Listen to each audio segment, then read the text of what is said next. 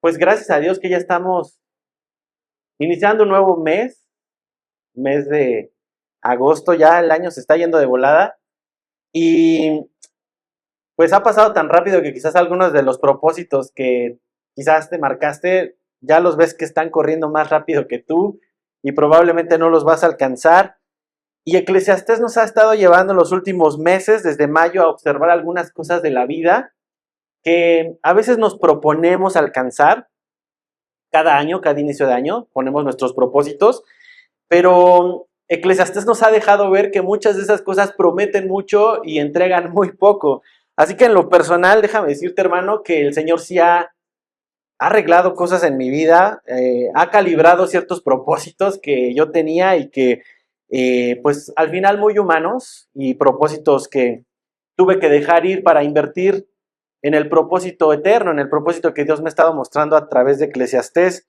Yo espero que también el Señor te esté hablando, a quienes llevan ya varios domingos estudiando la serie, porque pues no hay nada más precioso que descubrir el significado y el propósito que Dios tiene para cada uno de nosotros, y esto es a través de su palabra.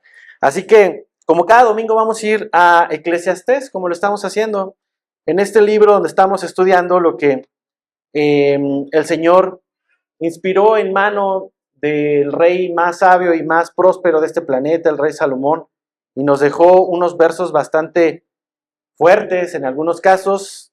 El día de hoy vamos a darle un poquito de giro a lo que hemos estado viendo, pero si nos visitas por primera vez, mi deseo, y ahorita vamos a orar por ello, es que puedas escuchar la voz de Dios hablar a tu corazón. Pues si estás aquí es porque el Señor tenía una cita contigo y en su eternidad ha decidido que estés en este lugar, así que vamos a confiar que el Espíritu Santo te permita escuchar la voz de Dios a través de su palabra en los próximos minutos que vamos a tener. Y puede ser que a lo mejor ya conozcas también la voz de Dios, puede ser que ya tienes tiempo escuchando el Evangelio, pero también quizás por algunas cuestiones de la vida has estado lejos del Señor. También es una buena oportunidad para que el Señor hable a tu corazón. Así que cualquiera de los casos en los que estés, sea que estás permaneciendo, has estado pero te has alejado, o quizás es la primera vez que escuchas esto, estamos seguros que la palabra de Dios tiene el poder para salvación, el poder de vida que tú y yo necesitamos, y dice la palabra que es eficaz, es viva, es eficaz. Así que, pues prepara tu Biblia, pero sobre todo prepara tu corazón y vamos a ponernos en manos de Dios. Señor, te damos gracias, Padre, por darnos la oportunidad de estar vivos, poder respirar, tener un corazón que late, pulmones que respiran, Señor. Haz que valga la pena el día de hoy, Señor, escuchándote, conociéndote a través de tu palabra. Padre, permítenos salir de este lugar diferentes de cómo llegamos. Todo esto por el poder de tu palabra y de tu espíritu, Señor. No hay ningún discurso elocuente ni ninguna estrategia humana, Señor, que pueda traer transformación verdadera a la vida de los hombres, solo tu palabra. Así que descansamos en ella, confiamos en ella y, Padre, permítenos entenderla el día de hoy. En el nombre de Cristo Jesús te lo pedimos. Amén.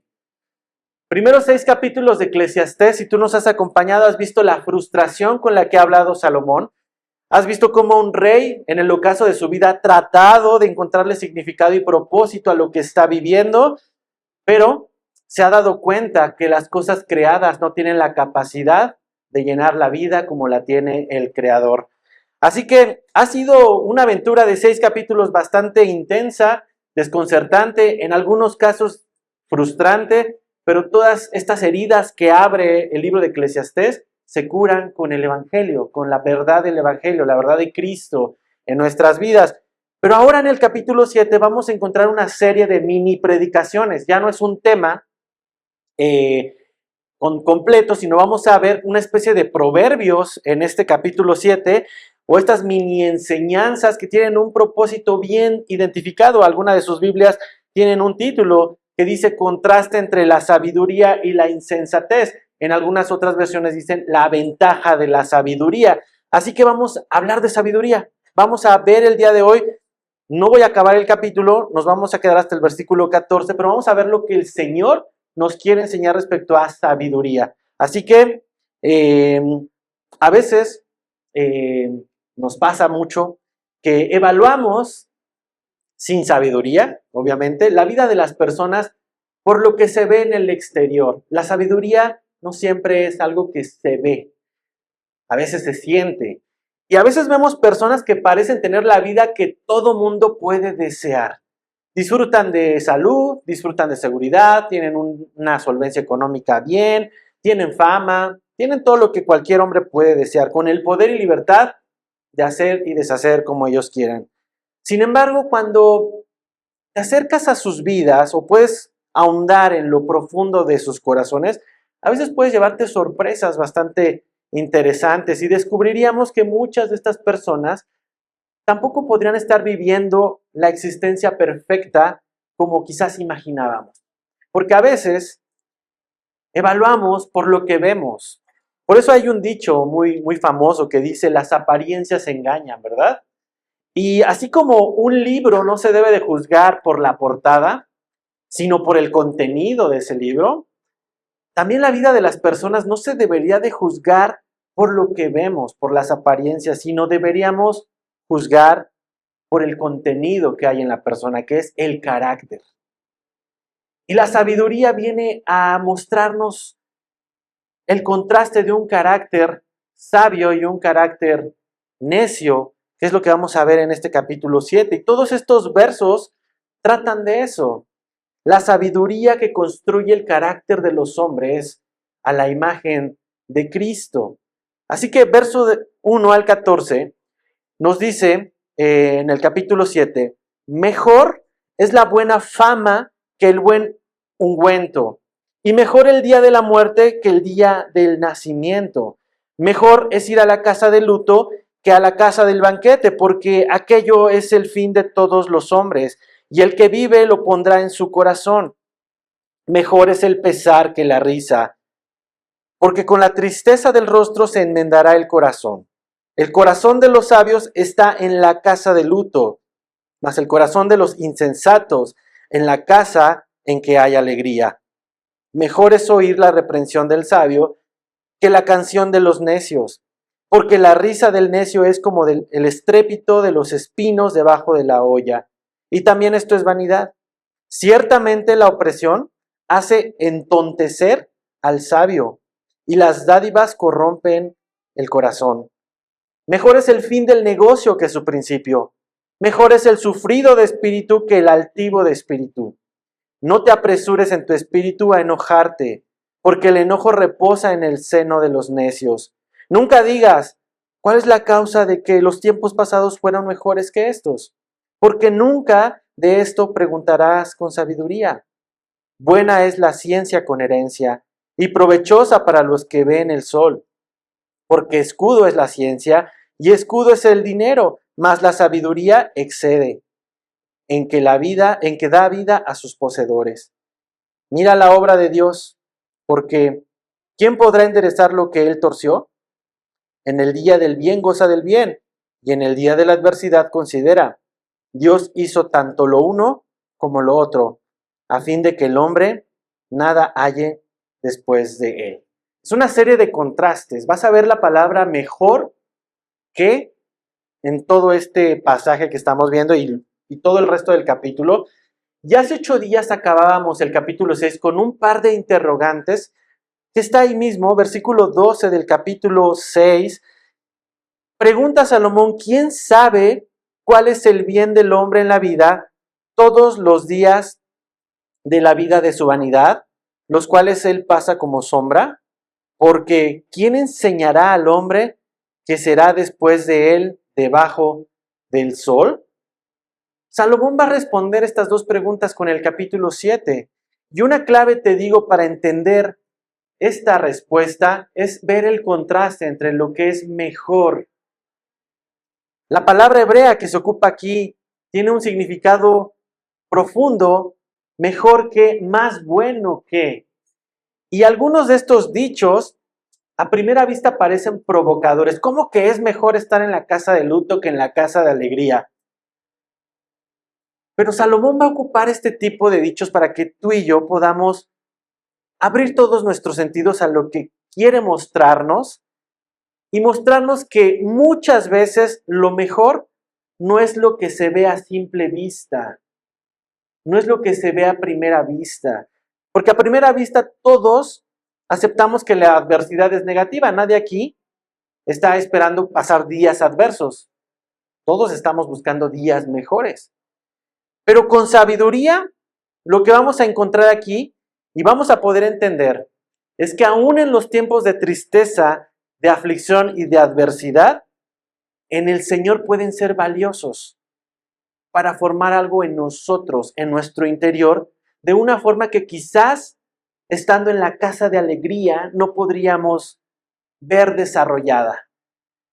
Fue por la ceguera que algunos ciegos conocieron a Jesús mientras Él caminaba en esta tierra. Fue por la lepra que hombres fueron sanados. Fue por la parálisis que un paralítico en un estanque conoció a Cristo. Fue por la sed de una samaritana que no podía llenar con hombres, donde pudo tener un encuentro con Jesús. El día de la adversidad cobra sentido cuando lo ves bajo la luz de la sabiduría de la palabra de Dios. Por la adversidad y la tribulación, es una realidad que muchos hombres venimos a Cristo. Date cuenta, en la búsqueda de soluciones y en la búsqueda de respuestas, la gente está más abierta a escuchar el Evangelio de Cristo. Y cuando vienen a Él quizás para resolver un problema de divorcio, un problema de salud, etc., y el Espíritu Santo les habla que el mayor problema no es una separación, no es un negocio quebrado, no es una enfermedad. El mayor problema es que está separado de Dios. El hombre está separado de Dios. Y como dice Efesios 2:13, en esta separación estábamos en un mundo sin fe, sin esperanza y sin Dios. Cuando el hombre está separado de Dios, todas las cosas empiezan a funcionar mal. Y entonces es en el día de la adversidad que los hombres llegan a estar más receptivos al Evangelio. Así que en momentos de valles, en momentos de sombra y valles de sombra y de muerte, Dios tiene ese amor y esa misericordia de tomarnos de su mano como un buen pastor y llevarnos a los verdes pastos para poder ser alimentado. Ahora no te está diciendo, ya no va a haber valles de sombra, sino dice, aunque pase por valle de sombra y de muerte, ¿qué va a pasar contigo? No temeré. ¿Por qué? Porque hay un carácter y porque sabes que Él está contigo. Así que tomados de su mano, vamos a ver la sabiduría que hay en estos contrastes, en cada proverbio que el Señor le dio a Salomón, y responder esta pregunta: ¿quién conoce cómo pasar mejor nuestros días? Mejor es que el Señor nos responda con su palabra. Y verso 1 dice: mejor es la buena fama que el buen ungüento, y mejor el día de la muerte que el día del nacimiento. Los ungüentos en esta época, cuando Salomón escribe, era algo muy valioso porque escondían los malos olores de un mundo donde no había tanta regadera, agua, jabón y todos estos elementos que tú conoces para el aseo personal. Así que en un mundo donde los olores corporales llegaban a ser bastante molestos, los ungüentos eran algo muy apreciado porque escondían el olor de las personas. Así que el ungüento era un símbolo de prosperidad, era un símbolo de riqueza en los tiempos de Salomón. Y creo que no solamente en sus tiempos. Si tú te paras en una tienda departamental y ves cuánto cuestan los perfumes, los de autor, vas a ver que pues, también necesitas ese tipo de prosperidad para poder acceder a muchos de ellos. Mejor que el buen perfume, mejor que el ungüento caro, dice, es la buena fama de las personas.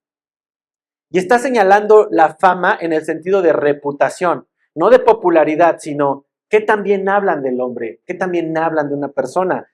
Y este proverbio nos enseña algo bien interesante. Un carácter piadoso, sin nada que reprochar, tiene más valor que una imagen podrida de apariencia perfumada. Una vida que oculta sus malos olores con cosas caras para ser aceptado, no vale lo mismo que alguien que tiene una buena reputación, un buen carácter. Porque Dios, hermano, déjame decirte esto, Dios está más interesado en nuestro carácter interior que nuestra apariencia exterior. Yo sé que las apariencias son importantes, pero al Señor no le importa cómo vistes, qué posees, cómo hueles. Al Señor le importa cómo está tu corazón, porque Él está más interesado en quién eres que en cómo te ves. Por eso la palabra de Dios es algo que se interioriza para transformarnos. Si tú pudieras preguntar a los que tienes cerca de ti, descríbeme, dime cómo soy, ¿qué tipo de respuesta recibirías? Y interiorízala. ¿Te dirían quién eres por lo que posees? ¿Por lo exterior, por lo que se ve? ¿O te describirían por el carácter, por lo que eres en el interior? Porque una verdad, dice la palabra de Dios, un carácter piadoso, un carácter transformado, causa un mayor impacto en otros que un perfume caro. Proverbios 22:1, en este mismo sentido, dice Salomón muchos años atrás, de más estima es el buen hombre que las muchas riquezas, y la buena fama más que la plata y el oro. Y creo que hasta aquí estamos de acuerdo con el predicador, pero en la segunda mitad del texto le mete más complejidad. Nos la pone difíciles a los predicadores. Dice, mejor es el día de la muerte que el día del nacimiento. ¿Qué está diciendo? ¿Que es mejor morir que vivir? ¿Qué onda contigo, Salomón? Toma terapia. ¿Cómo que es mejor morir? Si tú lo lees sin el contexto, claro que puede generar controversia, pero hay que observar el significado de cada acontecimiento. ¿Qué significa vivir? ¿Qué significa morir? En el conjunto de todo el verso. Si la muerte es el fin y el nacer es el inicio de una vida, esto es como una carrera. Es más importante no cómo empiezas, sino cómo la finalizas. En un nacimiento, el esfuerzo fue de tu mamá, no fue tuyo. Pero en una muerte, el cómo vas a terminar tus días depende completamente de ti. Pero el cómo acabas es lo importante. A inicio de año vemos cómo los gimnasios se llenan, ¿verdad? Todo el aguinaldo se empieza a gastar en algunos propósitos y este es uno de ellos. Y la estadística nos dice que para el mes de marzo el 80% de los que se inscribieron ya abandonaron el gimnasio. Y para el mes de diciembre todavía la estadística es más cruel. El 15% solamente va a cerrar el año cumpliendo el propósito de hacer ejercicio en un gimnasio. Es mejor finalizar que iniciar en el sentido de este proverbio. En el camino de la fe no es diferente. Muchos inician, vemos movimientos de evangelismo llenos, vemos congresos, eventos, conciertos llenos de gente y padrísimo, pero cuando es tiempo de discipular, cuando es tiempo de venir y ser transformados bajo la palabra de Dios, bajo un seguimiento, un discipulado, ya nada más unos cuantos, un grupito, un 15% también. Por eso es tan importante ver este contraste. Un final con buena reputación, un carácter transformado al final de tus días, es mejor que un inicio exitoso, un inicio perfumado pero con un final vacío. En el contexto de todo el verso es lo que nos está queriendo decir. Ahora, en este bocado de sabiduría, el Señor nos invita a darle más importancia a nuestro carácter que a nuestra apariencia. Y ojo, no te estoy diciendo que esté mal cuidar de tu apariencia física, ni tampoco de tu salud. Si tú estás en un gimnasio, está bien, no quiere decir que lo dejes. Simplemente, el ojo aquí es cuando la búsqueda de una apariencia consume toda nuestra existencia. Cuando nuestros días debajo del sol se gastan por completo en tratar de vernos mejor en apariencia y no ver mejorado nuestro carácter a la imagen de Cristo. Mateo 16:26, no vayas allá, yo lo voy a leer porque lo voy a leer en la Nueva Biblia de las Américas. Jesús hace una pregunta que siempre es importante para todos aquellos que nos llegamos a perder en la búsqueda de las cosas exteriores. Dice Jesús, pues ¿qué provecho obtendrá un hombre si gana el mundo entero, pero pierde su alma? ¿O qué dará un hombre a cambio de su alma? Es una pregunta cruda que hace Jesús y que podemos hacernos también nosotros mismos el día de hoy. ¿A qué huelen nuestras almas? ¿Huelen a eternidad o huelen a superficialidad? Es una pregunta que constantemente tenemos que hacernos y que el Señor nos lleva en su palabra. El salmista dice, examíname, oh Dios, y conoce en mí si hay corazón. Tenemos que constantemente estar evaluando con la sabiduría de Dios hacia dónde estamos inclinados. Verso 2. Mejor es ir a la casa de luto que a la casa del banquete, porque aquello es el fin de todos los hombres y el que vive lo pondrá en su corazón. ¿Será que Salomón tenía una funeraria o por qué nos está diciendo esto? ¿Cómo que es mejor estar en una casa de funerarias? Es un contraste también llamativo, pero muy significativo. Fíjate, usa elementos controversiales como un recinto funerario, un salón de fiestas para nuestro lenguaje actual, pero también nos va a hablar del llanto y de la risa. Un contraste interesante. Como te decía hace un ratito, nadie aquí está esperando una invitación para un servicio funerario, ¿verdad? Todos aquí, nadie quiere esa invitación. Esperamos la de una boda, unos 15 años, pero de un funeral nadie quiere ir. Entonces, ¿por qué Salomón nos está diciendo que es mejor estar en una casa de luto? Porque él mismo responde aquí en este mismo verso. Dice, porque aquello, el morir, es el fin de todos los hombres y el que vive lo pondrá en su corazón, lo tendrá presente. ¿Qué quiere decir esto? Y lo vas a ver cuando vayas a un funeral, o quizás ya lo has visto. Cuando vas a un sepelio, a un funeral, te acuerdas de la fragilidad de la vida y recuerdas que todos vamos a morir, que algún día tú vas a ser el protagonista de esa caja.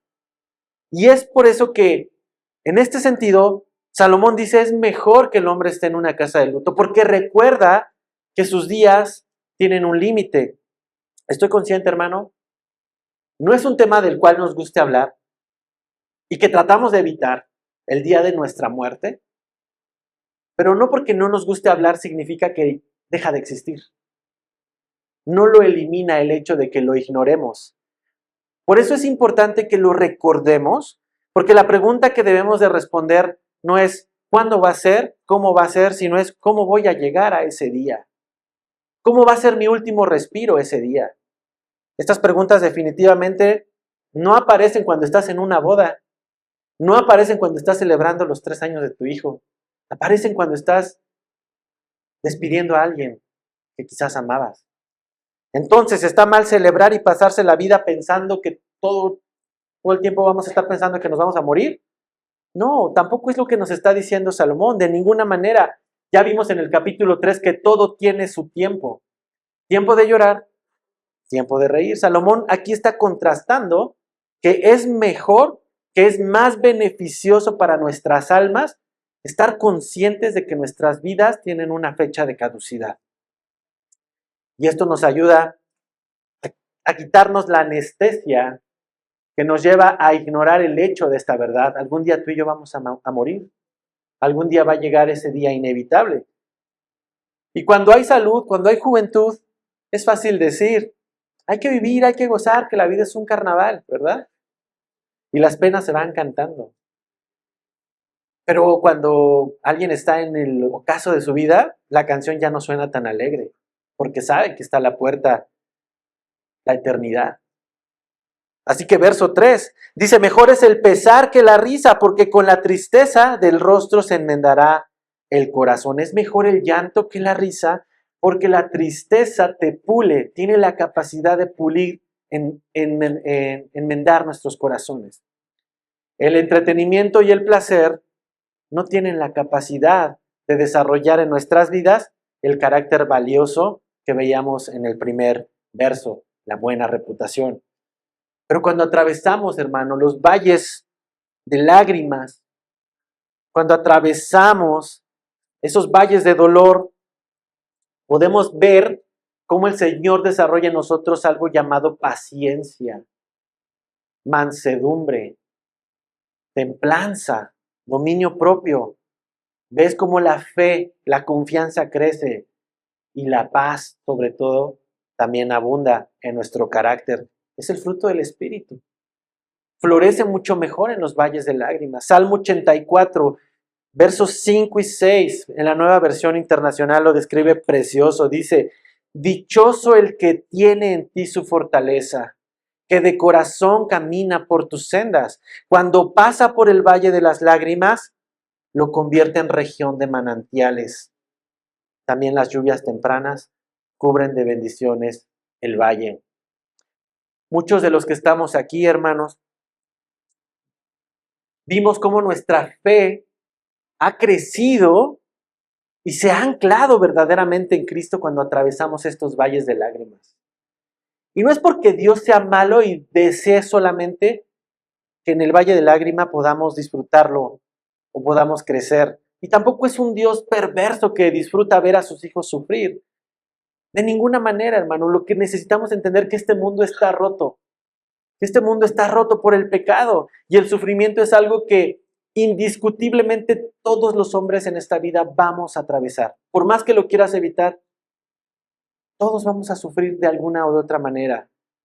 La pregunta que tenemos que hacernos es, ¿quién va a mi lado en este valle de lágrimas? Aunque pase por valle de sombra y de muerte, no temeré mal alguno. ¿Por qué? Porque tú vas conmigo. Versículo 4. Salomón concluye con este verso la sabiduría detrás de estar consciente sobre la vida y la muerte. Dice, el corazón de los sabios está en la casa de luto, mas el corazón de los insensatos en la casa en que hay alegría. El corazón de los sabios piensa mucho en la muerte, y no para deprimirse, sino para algo más grande que ahorita vamos a meditar. Dice, pero el corazón de los insensatos en la casa que hay alegría, mientras el necio solo piensa en divertirse, el sabio está consciente que su vida tiene un límite. El necio nunca piensa que su vida es breve y frágil. El sabio piensa en esta verdad y lo lleva a reflexionar, ¿por qué estoy aquí? ¿Cuál es el propósito de esta vida? ¿Qué va a pasar después de esto que veo? Y cuando el sabio se hace estas preguntas, es como Moisés. Ora en el Salmo 90, versículo 12, y acompáñame allá porque es padrísimo esto lo que dice Moisés en su oración. Y debería de ser una oración tuya y mía constantemente.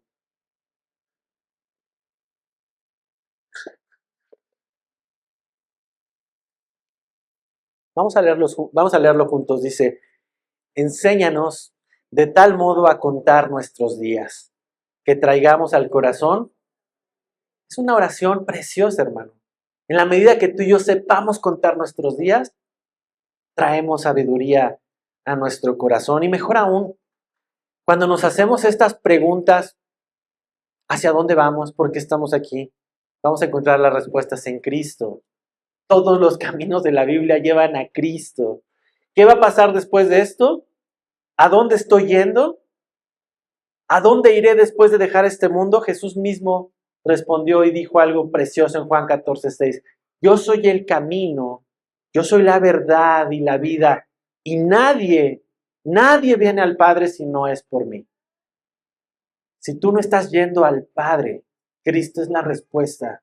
Si tú no estás yendo a una reconciliación eterna con tu Creador, Cristo es la respuesta. Por eso es beneficioso, hermano, ¿te das cuenta?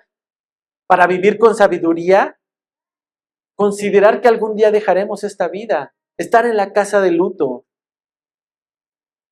Es bueno y es beneficioso para poder encontrar sabiduría en nuestro camino hacia la eternidad, una eternidad con Cristo y el Padre. Pero no es la misma esperanza cuando es una eternidad sin Él.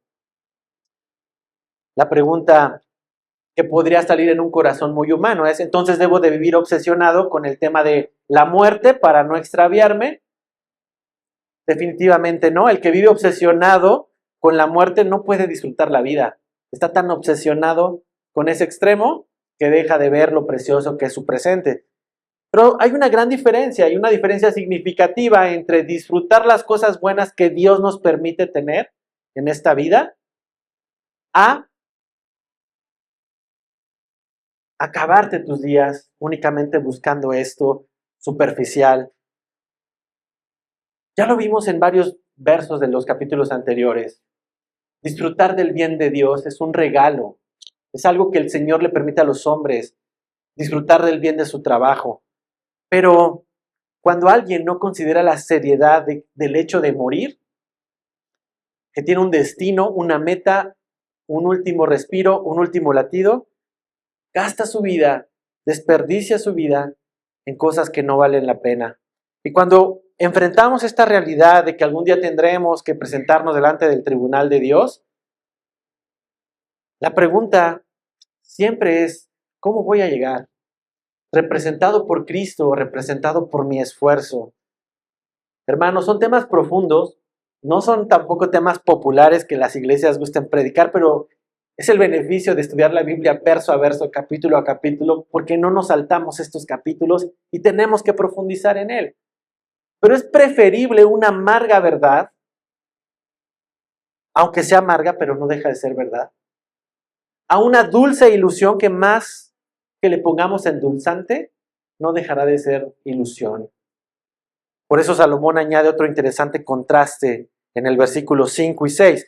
Mejor es oír la reprensión del sabio que la canción de los necios.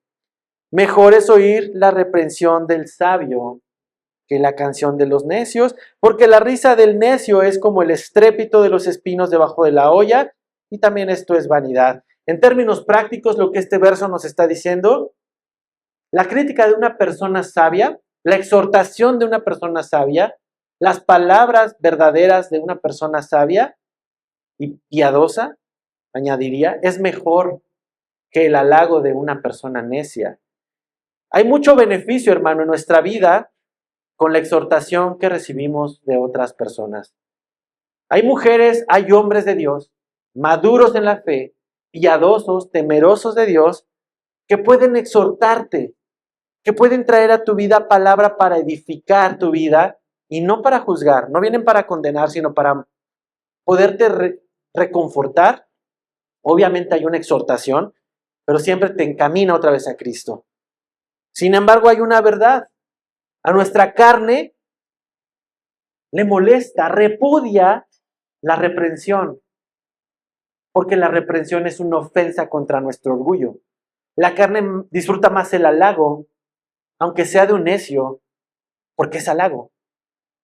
Pero la reprensión, incluso aunque sea constructiva, duele porque expone una necesidad, una verdad, una debilidad y una oportunidad. Y aquí hay de tres opciones.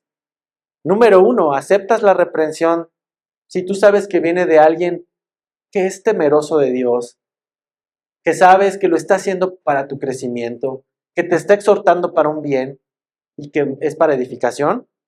Ojo, te estoy dando estas descripciones porque si alguien viene y no tiene evidencia de ser alguien piadoso, alguien que vive una vida conforme a la palabra y a la voluntad de Dios, a ese tipo de personas Dios les dice, ve y quítate primero la viga de tu ojo antes de andar buscando la paja. A esas personas no les hagas caso. Pero si es alguien maduro en la fe, escúchalo, porque esa exhortación es beneficiosa, es mejor. La opción 2 es rechazarla y perder la oportunidad de crecer. Y la opción 3, que es la más necia, es en lugar de buscar la aceptación, en lugar de buscar la reprensión, buscar la aceptación y adulación de necios. Este verso nos dice, es mejor ser criticado por sabios que alabado por necios. ¿Quiénes te rodean en tu vida diaria? ¿Personas que solo te adulan y jamás te dicen tus oportunidades? ¿Personas que te van a decir lo que quieres escuchar porque les conviene?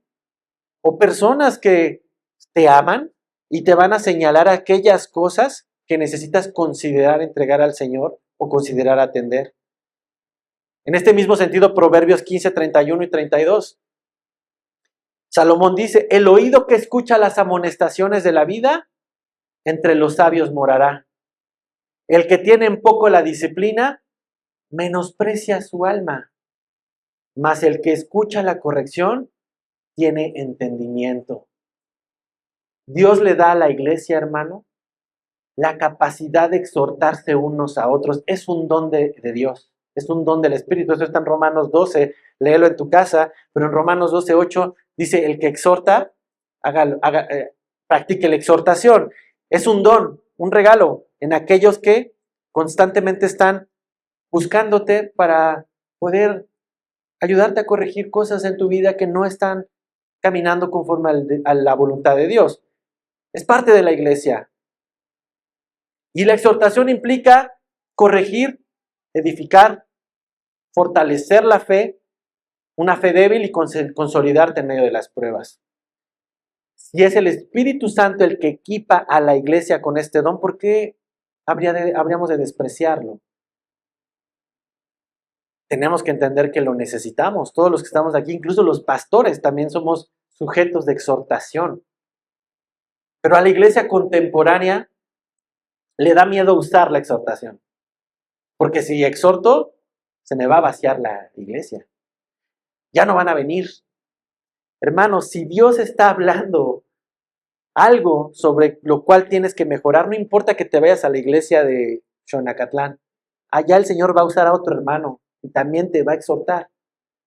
Por eso es tan importante no solamente ser un congregante, sino es ser miembro del cuerpo de Cristo, porque cuando eres miembro de una familia, los que están a tu lado saben contra qué estás luchando, cómo vas, y ahí puede exhortarte para decir, mira, esto a lo mejor no debería de ser así, estórbate aquí o acá, y es parte del don de Dios. Esto es mucho más beneficioso, hermanos, a que yo ponga hermanos o servidores, ya le dije a Alex por ahí también, y lo vamos a poner con su letrero acá afuera que diga, ¿te ves increíble? ¿Eres el mejor? ¿Luces genial? Hermano, he visto esos letreros en las iglesias y en lo personal me causan incomodidad. Y te voy a decir por qué. Porque si tú te crees lo que dicen esos letreros, te ves increíble, luces genial, eres el mejor, pues ¿qué necesidad tienes de ser transformado si ya estás bien? Por eso es más importante una palabra de exhortación que una palabra de adulación, porque la palabra de exhortación te lleva a ser transformado y la de adulación es para qué chulo soy, qué guapo soy, cómo me quiero, para los noventeros. Se saben esa canción, ¿verdad? Dice Salomón, las palabras de adulación de los necios son como el tronido de los espinos en una fogata. Suenan bonito, pero se queman rápido. No traen ningún beneficio para corregir lo que hay que corregir en nuestras vidas y crecer en carácter de Cristo. Verso 7. Ciertamente la opresión hace entontecer al sabio y las dádivas corrompen el corazón. La sabiduría no es una vacuna contra la insensatez o contra la corrupción. Fíjate lo que nos está diciendo aquí. Es una advertencia, porque hay gente que puede decir, llevo muchos años escuchando la palabra, yo ya sé los principios espirituales, ya no necesito que me exhorten. Pero es una advertencia lo que vemos aquí para que no nos confiemos en nuestras propias fuerzas. Dice, ciertamente, cuando hay opresión, cuando las circunstancias empeoran, cuando nos sentimos presionados, ya sea por una enfermedad, por asuntos laborales, por asuntos judiciales, por asuntos familiares que nos están oprimiendo, a pesar de conocer la sabiduría de Dios, aún tenemos la capacidad de tomar malas decisiones. Dice aquí que nos entontamos. La opresión hace entontecer al sabio. Y una de estas malas decisiones lo muestra aquí como las dádivas que corrompen el corazón. La palabra dádivas tiene este sentido, que aparece también en Proverbios 15, de dar una mordida, de corromper, hermano. La opresión, aún al más sabio, le lleva a confiar en su fuerza y no en la fuerza de Dios. Llevan al sabio a usar métodos como el soborno. Y eso corrompe la vida del hombre, es lo que está diciendo Salomón en este verso. Por eso es tan importante, hermano, que cuando estés siendo oprimido por alguna circunstancia, recuerdes una de las promesas más importantes que están en Proverbios 3, 5 al 8. Los que han estudiado Navegantes ya hasta de memoria la tienen, porque dice, fíate de Jehová de todo tu corazón y no te apoyes en tu propia prudencia. Reconócelo en todos tus caminos y Él enderezará tus veredas. Más adelante el texto dice, no seas sabio en tu propia opinión, teme a Jehová y apártate del mal, porque será medicina a tu cuerpo y refrigerio para tus huesos. Así que fiarse de Jehová muchas veces implicará ejercitar la paciencia, porque es en los tiempos de Dios donde Él endereza nuestras veredas. No es en mis tiempos. Y eso, hermano, requiere saber esperar en los tiempos de Dios. Verso 8 y 9 nos va a hablar más de esto. Mejor es el fin del negocio que su principio. Mejor es el sufrido de espíritu que el altivo de espíritu. No te apresures, no seas impaciente. No te apresures en tu espíritu a enojarte, porque el enojo reposa en el seno de los necios. Dos características que definen a un necio es, número 1, la impaciencia. Y número 2, el enojo. El necio quiere que todo se haga de inmediato porque las cosas tienen que ser como él quiere. Y cuando las cosas no salen como él quiere, entonces reacciona con ira. Es la consecuencia de. Habrá veces que las cosas no salgan como queremos. Y es la voluntad de Dios. Pero aquí el llamado, hermanos, es a practicar la paciencia. Proverbios 14:29 nos dice, el que tarda en airarse, el que es paciente para no enojarse, es grande en entendimiento. Mas el que es impaciente de espíritu enaltece la necedad. Mas que el que no sabe esperar, su espíritu se hace orgulloso. Y dice, Señor, tú no puedes, yo lo puedo hacer. No te necesito. Hermano, habrá veces que tengamos que ponerle fin a un proyecto. Habrá veces que tengamos que ponerle fin a un sueño que nos está haciendo necios. Pero si Dios te está llevando por este camino, el resultado va a ser mejor porque Él endereza nuestras veredas. Dice aquí la palabra, mejor es el sufrido de espíritu que el altivo de espíritu. Lo que nos está diciendo, más vale la paciencia que el orgullo. Hace unos días estaba platicando con mi esposa de cuáles son los pecados que más romantizan los cristianos. Y llegábamos a la conclusión los dos que el orgullo es uno de los pecados que más romantiza el creyente. Y es bien sutil. Y en mi devocional estoy leyendo Samuel y estaba viendo la vida de Saúl. Cómo empieza Saúl lleno del Espíritu, hasta profetiza este hombre y todo, y cómo termina. Y luego la vida de Salomón es lo mismo, un hombre lleno de sabiduría, lleno de todo el bien de Jehová. ¿Cómo termina sus días? En necedad. ¿Qué pasó? La respuesta está en el orgullo, hermanos, en no saber esperar los tiempos que el Señor marcaba, en no obedecer la voz de Dios, porque estos hombres sabían lo que Dios les había pedido, pero su orgullo les impidió dar los pasos que tenían que tomar. Así que muchas veces cuando el orgullo ya está en nuestras vidas, el segundo paso es la ira, el enojo. Nos enojamos cuando Dios no responde como queremos. No está mal que te enojes. Dios nos dio la capacidad de enojarnos. En su diseño está. El pecado es cuando ese enojo no tiene una tierra donde aterrizar y se convierte en ira y empieza a incendiar todo. No te apresures a que tu espíritu se enoje exacerbadamente. Controla el carácter, dice Salomón aquí, porque el enojo reposa en el seno de los necios. Hermano, el enojo es progresivo. Te va enojando algo y luego otra cosa y luego otra cosa, hasta que te das cuenta que ya estás en una frustración que desató la ira. Y la ira, me encanta cómo lo describe un comentarista. Dice, la ira es una manifestación del orgullo humano por asumir un control que solo le pertenece a Dios. La ira se convierte en una alarma, en un foco, en una señal que estamos siendo orgullosos o demasiado orgullosos por las cosas que no están saliendo como queremos que salga. Y cuando la ira aparece por algo que no sucedió como esperábamos, solemos buscar más culpables que soluciones. Y la ira nos deja ver muchas veces nuestra falta de paciencia y nuestra falta de confianza en los tiempos perfectos del Señor. Así que Salomón está diciendo, mejor es el fin de un negocio que su principio cuando se confía que los tiempos de Dios son mejores que los míos.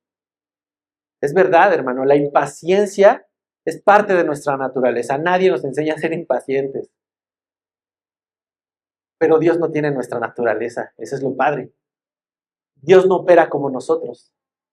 A veces nos ponen procesos bien largos, porque Él no tiene prisa.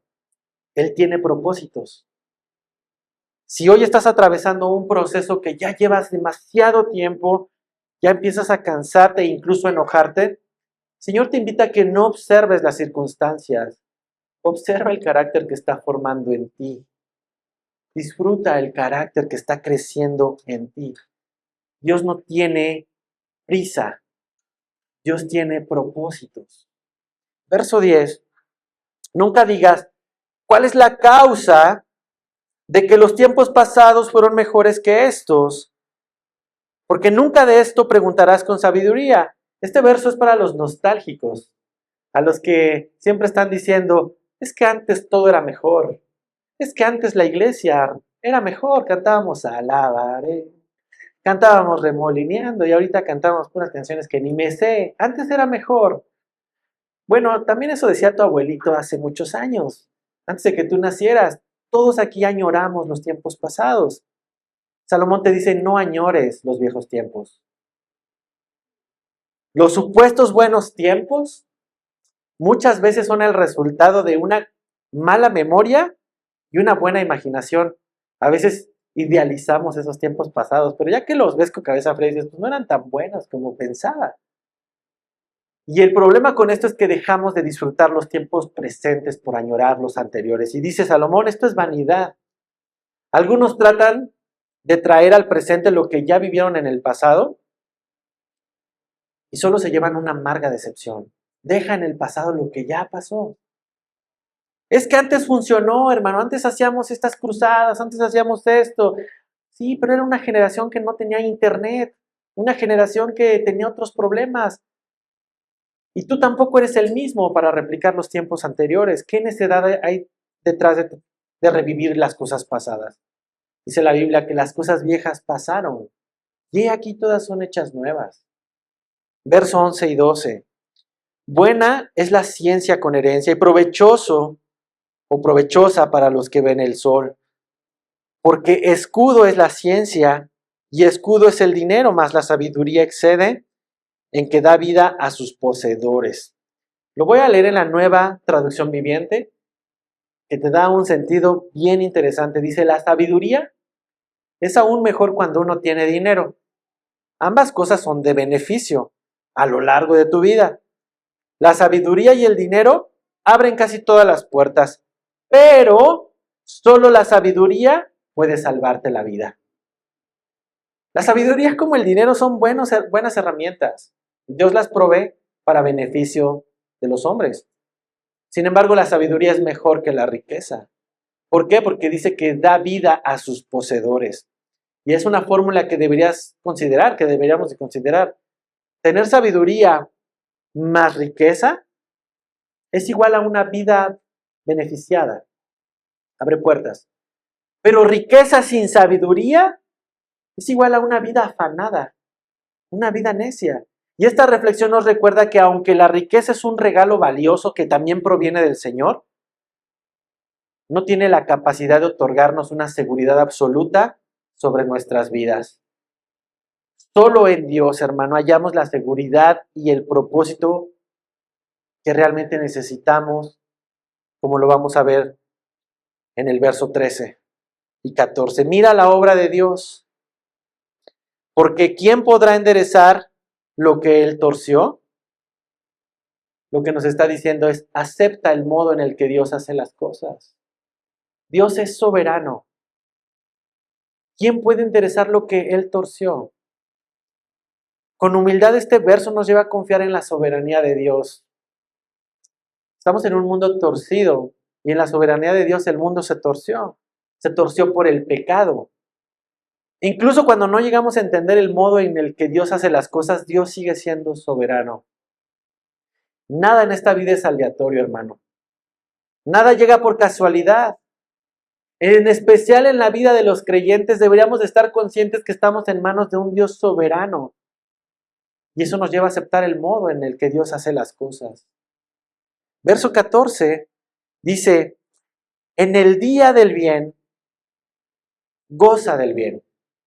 Y en el día de la adversidad, considera, Dios hizo tanto uno, el día del bien, como el otro, el día de la adversidad, con un propósito, que dice, a fin de que el hombre nada halle después de él. Y vamos a entender qué quiere decir esto. Cuando llegan los días de prosperidad, cuando llegan los días de bonanza, lo que nos está diciendo la sabiduría de Dios en este capítulo es, disfrútalos con gratitud, reconociendo de quién vienen, reconociendo que son un regalo de Dios.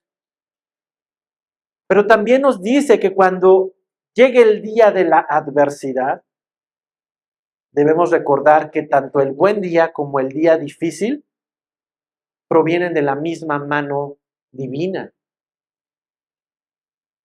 Y uno de los versos que más ocupamos en el lenguaje cristiano es Filipenses 4:13. Todo lo puedo en Cristo que me fortalece. Mucha gente cita este texto muy fuera de contexto para echarse porras en cumplir sus sueños. Claro que sí, todo lo puedo en Cristo que me fortalece, así que me aviento como gordo en tobogán, aunque no sé si en la piscina hay agua, pero me aviento porque todo lo puedo. Pero cuando tú te das cuenta cómo Pablo escribió este verso, ¿en dónde estaba? Estaba en una cárcel, estaba con un grillete en los pies, estaba en una catacumba húmeda, en condiciones insalubres, escribiendo esto. Cuando tú observas el contexto de Filipenses 4:13, te das cuenta que la fortaleza que nos da Cristo no solamente es en las cosas que deseamos, sino también en las cosas que son adversas. Acompáñame ahí, Filipenses 4:10 al 13. Y vamos allá a ir terminando en este último verso. Voy a pedir que vayan preparando los elementos. Vamos a tener cena del Señor. Filipenses 4:10. Fíjate lo que está escribiendo Pablo en una cárcel.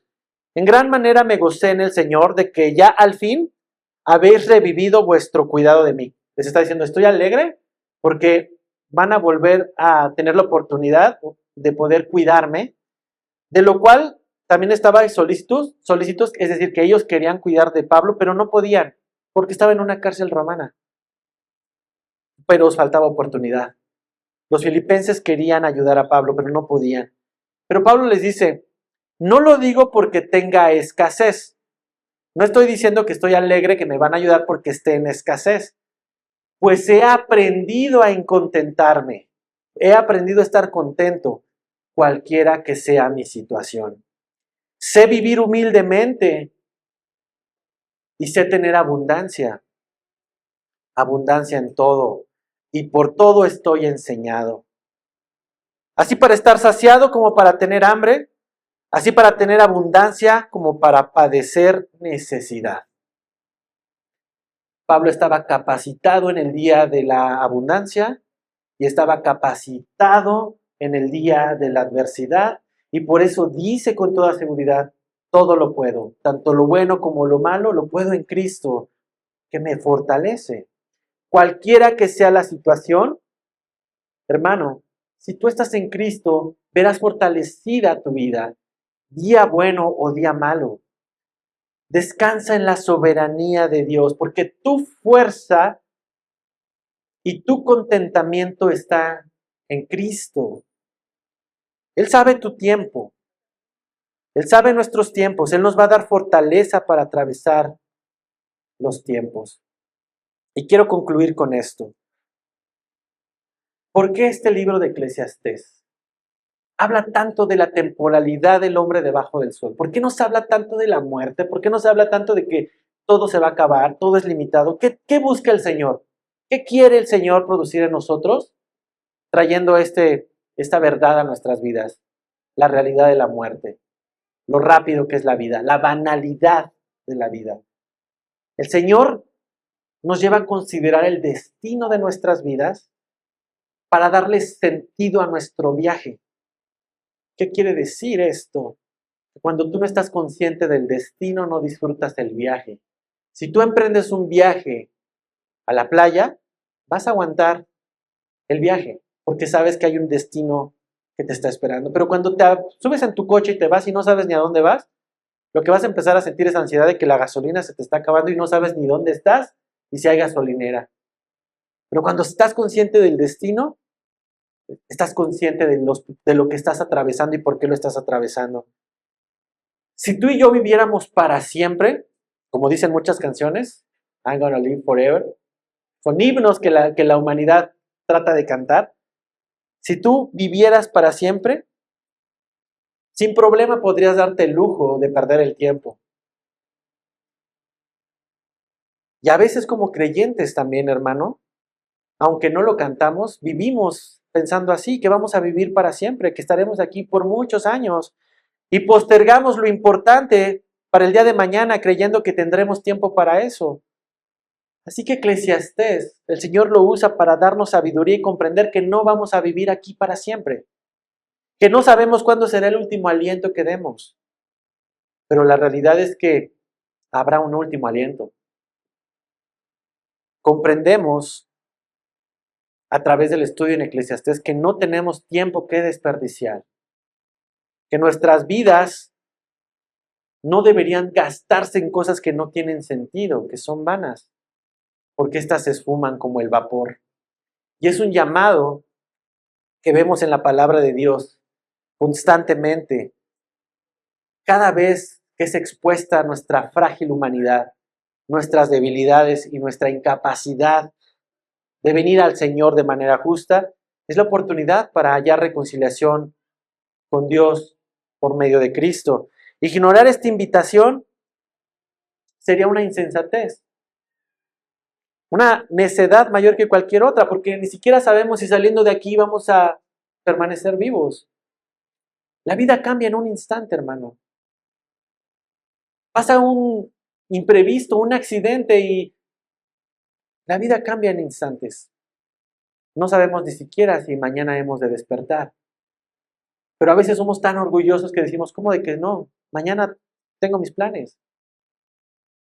Dice Jesús, necio, no sabes que tu vida, reclamarán tu vida esta noche.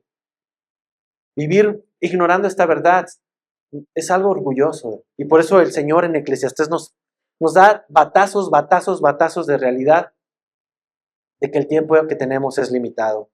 Así que cada exposición que hacemos de su palabra es una oportunidad para apuntar a Cristo y en Cristo encontrar misericordia, perdón, gracia para comenzar una vida eterna. No cuando te mueras, desde que estamos aquí. Juan 17:3 es un texto que tenemos ahí en la cafetería, si lo has visto. Dice, y esta es la vida eterna, que te conozcan a ti, el único Dios verdadero, y a Jesucristo a quien has enviado.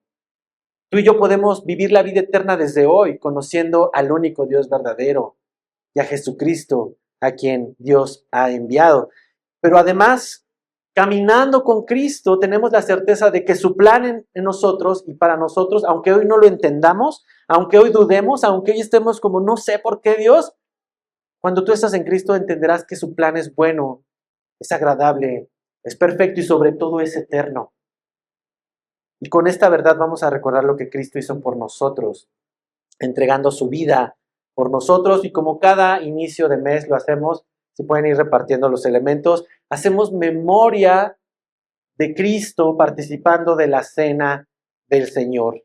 Hermano, para esta iglesia, todos están invitados a la mesa. A diferencia, gracias, de otros lugares donde necesitas cumplir una serie de requisitos, una serie de cosas o condiciones para poder participar, nosotros hemos creído que es una oportunidad para cada hombre y mujer que escucha el Evangelio de poder recibir a Cristo por su sangre, por su carne. Tenemos vida y no podemos excluir a las personas de esto. Por eso somos llamados a participar Porque dice la palabra que siendo aún pecadores, Cristo murió por nosotros. Él tomó el lugar que te correspondía y que me correspondía por su gracia. Ahora, hacemos esto dignamente cuando consideramos lo que significa el pan, lo que significa la copa. Cuando hacemos esto, estamos anunciando el Evangelio. Porque por tu pecado y por mi pecado Él fue molido como este pan. Y por su sangre nuestra maldad fue lavada.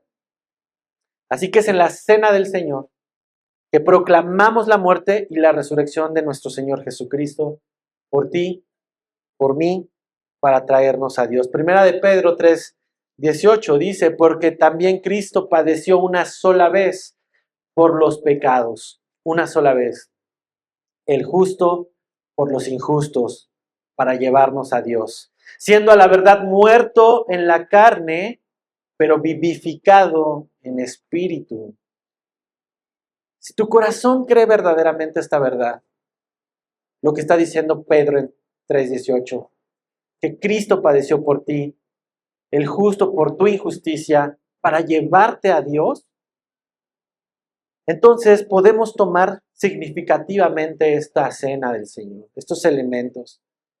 Si tú crees verdaderamente esto, Juan 6:54 dice, el que come mi carne y bebe mi sangre, tiene vida eterna. Y yo le resucitaré en el día postrero. Hay algo más allá de cuando das tu último aliento. Porque mi carne es verdadera comida y mi sangre es verdadera bebida. Versículos 55 y 56. El que come mi carne y bebe mi sangre, en mí permanece y yo en él. Como me envió el Padre viviente y yo vivo por el Padre, asimismo el que me come, él también vivirá por mí.